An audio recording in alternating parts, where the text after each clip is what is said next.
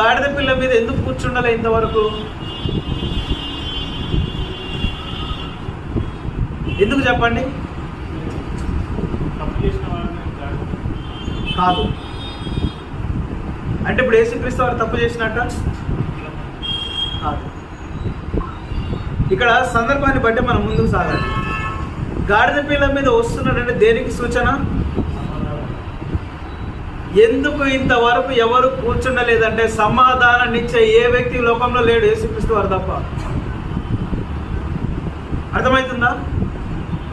ఏ వ్యక్తికి అర్హత లేదు, కూర్చునే అర్హత లేదు. దాని మీద కూర్చోగానే సరిపోదు. ఒక వ్యక్తి ఎగ్జాంపుల్, ఒక రాజునో సింహాసనం ఉన్నది, ఆ సింహాసనం మీద కూర్చోగానే సరిపోదు.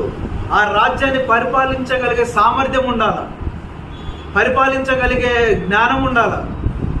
ఇప్పుడు నువ్వున్నావు, నువ్వు డిగ్రీ చదువుతావు, నేను డిగ్రీ చదవాలి. నేను అప్లై చేసిన, నువ్వు అప్లై చేసిన, నీ హాల్ టికెట్ వచ్చింది, నాకు హాల్ టికెట్ వచ్చింది, ఇద్దరం ఎగ్జామ్ హాల్లో కూర్చున్నాం. ఇద్దరం కూర్చున్నా కానీ సరిపోద్దా? రాయగలిగే దమ్ము ఉండాలి మన కాడ, రాయగలిగే జ్ఞానం ఉండాలి. లేకపోతే ఏమవుతాం? ఫెయిల్ అవుతాం.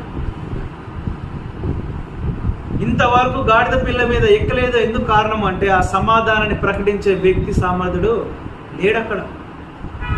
ఆ సమాధానాన్ని ఇవ్వగలిగేటువంటి సామర్థ్యం కలిగిన వ్యక్తి లేడు. అది యేసుక్రీస్తు వారు ఒక్కడే. అందుకే ఏమంటున్నాడు? ఆయన పిలిచి మరీ పంపించి తీసుకొని వచ్చాడు. చూద్దాం యెషయా గ్రంథము